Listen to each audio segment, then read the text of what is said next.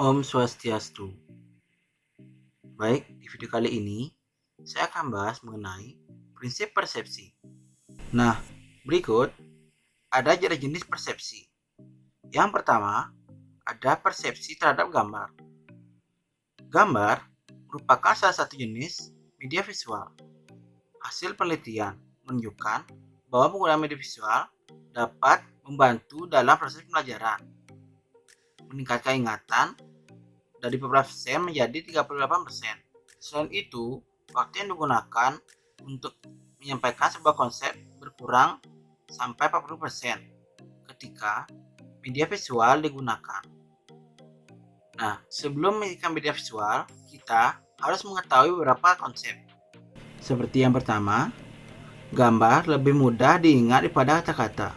Menurut Silberman 2003 mengatakan bahwa gambar mungkin tidak bernilai 1000 kata, akan tetapi 3 kali lebih efisien bila dibandingkan dengan kata-kata. Deskripsi yang panjang dan abstrak akan lebih mudah dipahami jika divisualkan dengan gambar. Kemudian yang kedua, gambar memiliki banyak peran dalam pembelajaran. Gambar yang disertakan dalam sebuah pesan mesti relevan dengan isi pesan yang disampaikan. Terkadang, gambar dapat juga memberikan persepsi yang salah karena tidak sesuai dengan pesan yang diinginkan. Yang ketiga, perlu petunjuk khusus untuk melihat dan menafsirkan gambar. Persepsi dan interpretasi pesan dipengaruhi oleh sudut pandang menyimaknya.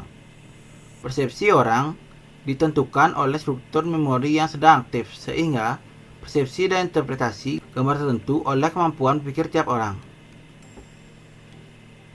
Yang keempat, gambar dekoratif harus efisien. Tujuan dari gambar dekoratif tidak langsung ke pesan pembelajaran. Maka, cara terbaik adalah tidak terlalu sering digunakan. Jika digunakan secara berlebihan, maka konsentrasi pembaca akan terfokus pada gambar dekoratif tersebut. Kemudian yang kelima, gambar representatif harus relevan. Gambar representatif harus mengandung bentuk, detail, ukuran, warna, dan konteks aslinya. Masalah terjadi apabila pengetahuan membaca tentang suatu hal tersebut tidak sesuai dengan gambar yang disajikan.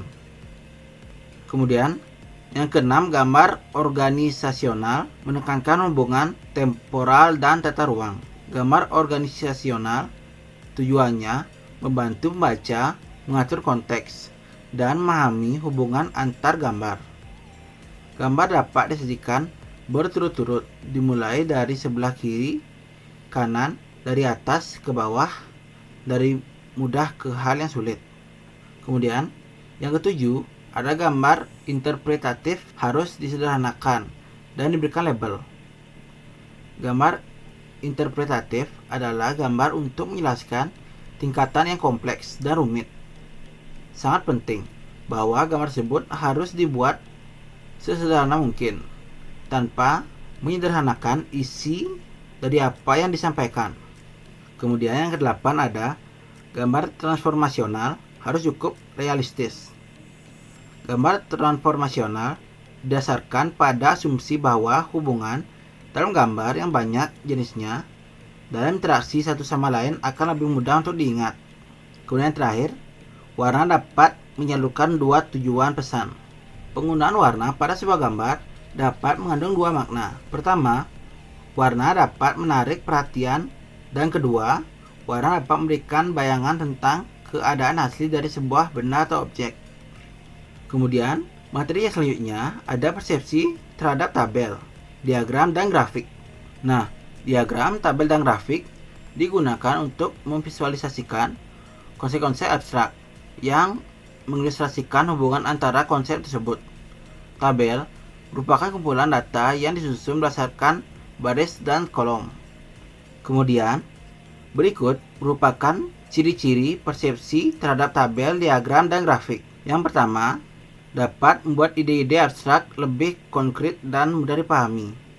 Informasi kuantitatif seperti sebaran jumlah penduduk, perbandingan jumlah penduduk dari tahun ke tahun, komposisi profesi penduduk, dan sebagainya akan lebih mudah dibaca apabila disajikan dengan diagram, tabel maupun grafik. Kemudian yang kedua, efisien dan akurat informasi pada grafik dan diagram. Grafik dan diagram perlu dibuat efisien agar tidak memberikan kesan rumit. Kemudian yang ketiga, hindari grafik atau diagram yang rumit. Penyajian grafik dan diagram disarankan lebih memfokuskan isi daripada elemen pendukung. Yang keempat ada persepsi dan interpretasi diagram dan grafik, yang meliputi gunakan garis tebal untuk menggambarkan kekuatan hubungan antara dua elemen. Yang selanjutnya, sajikan keterangan secara efektif. Yang terakhir, menggunakan ukuran elemen-elemen berdasarkan pesan yang diinginkan dan harus difokuskan. Kemudian yang kelima, aturan posisi elemen. Posisi elemen dapat memberikan persepsi yang berbeda. Kemudian materi yang selanjutnya adalah persepsi terhadap teks. Teks dapat mengomunikasikan banyak informasi. Informasi tersebut disampaikan melalui kata-kata yang disusun sedemikian rupa menjadi kalimat sehingga membentuk sebuah paragraf. Nah, berikut merupakan prinsip-prinsip dalam desain teks. Yang pertama, persepsi terhadap teks tidak berbeda dengan persepsi yang lain. Yang kedua, gunakan kontras untuk menonjolkan teks. Yang ketiga, atur tata ruang teks. Yang terakhir, kemudahan teks dipengaruhi kompleksitas atribut. Kemudian, materi selanjutnya adalah persepsi terhadap penyajian teks dan gambar secara bersamaan. Yang pertama ada gambar membantu proses belajar, bukan proses membaca. Perencanaan pesan mesti berhati-hati mengintegrasikan teks dengan gambar. Teks yang didukung dengan gambar akan membantu membaca memahami teks. Kemudian selanjutnya ada gambar memfasilitasi pemahaman teks.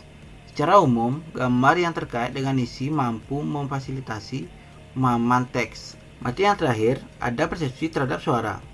Nah, berikut merupakan elemen-elemen yang masuk ke dalam persepsi terhadap suara. Yang pertama, suara harus terorganisir. Suara memiliki variasi dalam berbagai kualitas seperti ukuran, warna, frekuensi, durasi, dan warna nada. Yang kedua, pidato efektif mengomunikasikan ide-ide. Nah, melalui pidato, perancang dapat memberikan informasi kepada pendengar dengan cara yang tepat pada kecepatan yang sesuai. Yang ketiga, pidato bersifat abstrak. Kelemahan menggunakan pidato dalam pesan pembelajaran adalah audiensi yang memiliki gaya belajar visual akan kesulitan karena tidak melihat teks maupun ilustrasi. Yang keempat, teks lebih efisien daripada pidato. Tidak disarankan menggunakan pidato ketika materi pelajaran relatif kompleks dan sulit, ketika karakteristik pesan abstrak dan mengharuskan menggunakan kata-kata ketimbang gambar, maka format kata-kata tersebut harus dicetak, bukan verbal. Nah, yang kelima ada ucapan manusia sebagai media yang paling kuat dan ekspresif. Ucapan manusia adalah ekspresi yang sangat kuat. Ini merupakan cara termudah bagi para perancang pesan untuk menarik emosi, membuat nada pesan lebih serius, lebih menghibur, membujuk, dan mencari atau mencaci. Nah, yang terakhir ada ketikan narasi disertai dalam modalitas lain. Kelemahan narasi adalah tidak dapat ditangkap dengan baik bagi siswa maupun audiens yang memiliki gaya belajar visual. Mengatasi kelemahan ini, narasi harus dikombinasikan dengan visual.